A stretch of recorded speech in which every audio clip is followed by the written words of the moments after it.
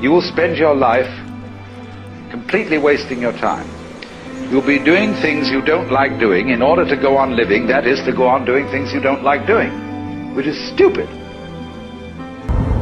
Better to have a short life that is full of what you like doing than a long life spent in a miserable way.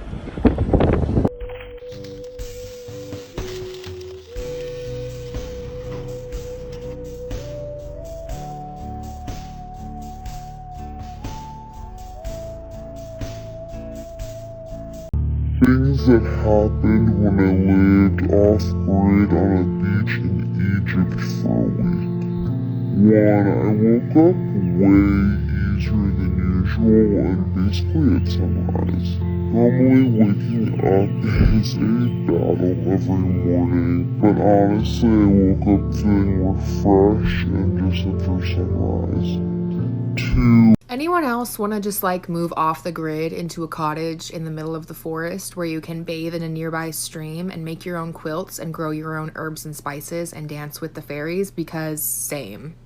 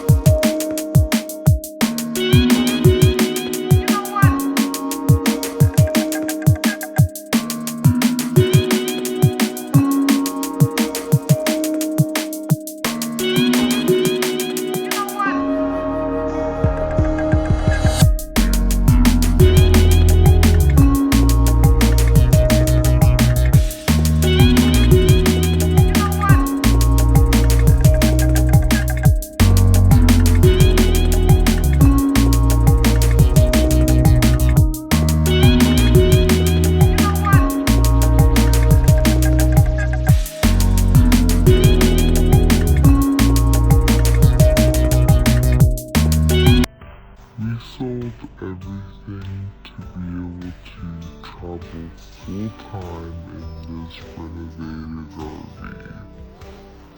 We have traveled from Tennessee through Missouri, Kansas, Colorado, and now Wyoming. We're planning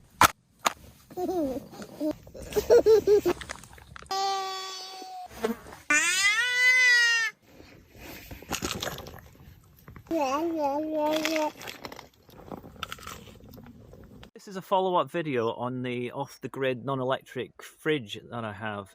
I must stress I didn't invent this technology. It's been around for many years, especially in Africa and the Middle East. I actually got the idea from a magazine article I read about a Nigerian teacher who's popularizing the pot within a pot system. and I've just adapted it using the sort of pots that I find available locally. I actually have 5 of these fridges. They've worked really well for me, and I'll show you how I made them. First of all, I have a large terracotta pot, and I have a slightly smaller terracotta pot which fits inside of that one, and then some sort of lid to go on the inside of this, which becomes the fridge. And I found that the saucers that they sell with these pots, it fits on the top really well. Also, you need some sand. Any sort of sand will do. So what I do first is I put a little bit of an old broken pot over the hole in the big pot. Then I add about 1 inch or so to the bottom of the big pot of sand. Then I put in the smaller pot and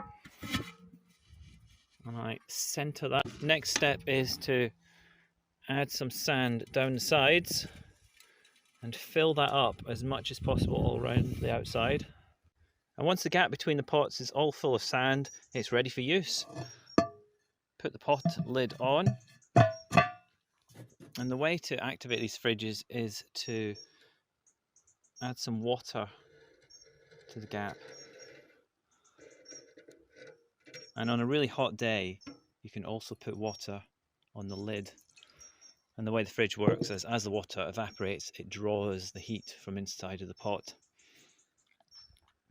So this is how to make a plant-based milk from scratch. I've got these naked barley grains here, which I've grown, but you could also use oats. You could even use wheat, but it doesn't taste quite as nice.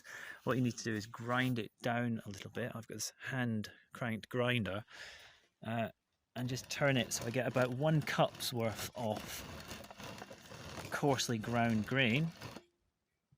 I add that to this little hand-cranked food processor, but you could use an electric one if you've got one. And I add twice the volume of water to it, a pinch of salt, and give it a quick blend.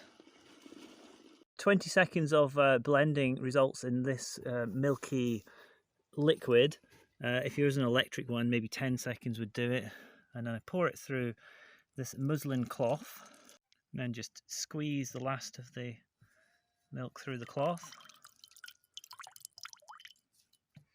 And pour it into my jar.